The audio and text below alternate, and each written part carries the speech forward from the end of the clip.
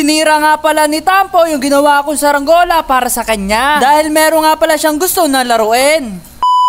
For this video nga pala, habang nag-e-edit ako, si Tampo naman meron pinakita sa akin. Gusto niya nga pala sa akin magpagawa ng isang saranggola. Kaya naman kaagad kami lumabas si Tampo upang gawin ito. At agad nga pala kami pumunta doon sa aming likuran. Sige, yan na lang. Bali siya nga pala ang nagdesisyon kung anong gagamitin namin na materyales. Dito nga pala ay nagpapasikat sa inyo si Tampo, kaya naman binuhat niya na nga itong mag-isa. Bali dito niya nga pala nagustuhan na gawin ito. Ang narapas, putukin! Hindi na alis dito. Bakit? Buhay pa yan ah. Kating ka na. Sige ka, tapang yan. Tingnan mo.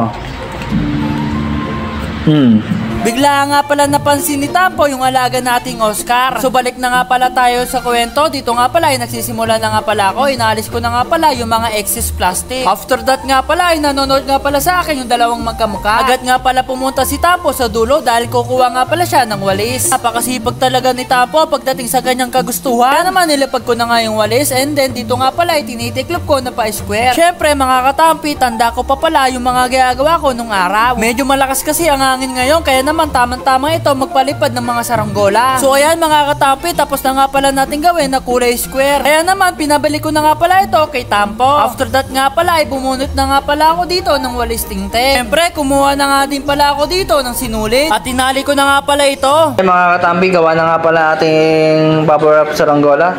Tingnan natin yung reaction ni Tampo. Tampo! Marisa! Hindi mo pa ako nakikita. Tangit-tangit. Grabe ka naman. Tingnan mo. Oh, ginawa kayo saranggola. Oh. Kahit naman eh. Hindi. Tara, tas tingnan natin sa labas.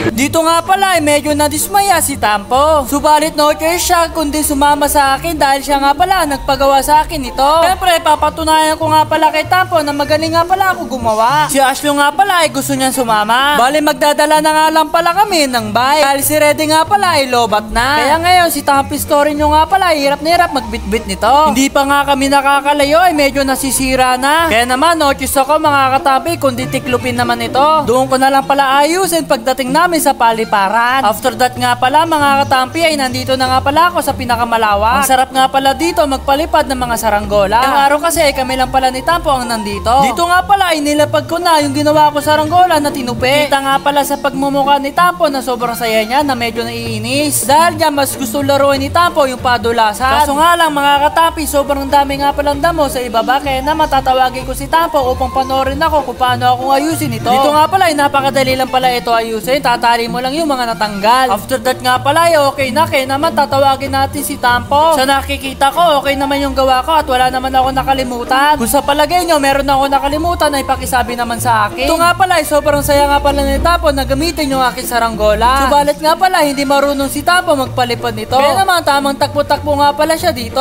Sa nakikita ko nga pala sa pagmumukha ni Tampo na medyo naiinis na siya. Kasi naman hindi naman daw ito lumilipad. Para lang naman siya nakikipagabulan sa panicky. Subalit nga pala hindi siya sumusuko, sige pa rin sige ang kanyang takbo. Hanggang sa nagsawa na nga pala siya dahil hindi nga pala ito lumilipad at iniwanan na nga pala ito at nagpadulas na lang. Subalit nga pala ay siya ay bumalik kasi sinira na nga pala yung aking ginawang saranggola. Siguro nga ay tama siya at napakapangit talaga ng aking gawa, kaya naman mas gagalingan ko pa. May mga bagay lang talaga ako na nakalimutan dahil tumatanda na nga pala si Tampi story nyo, kaya naman nagiging ulyanon. So hanggang dito na nga, kaya naman umuwi na lang kami. Hanggang dito na nga lang pala ang aking istorya at bukas ulit.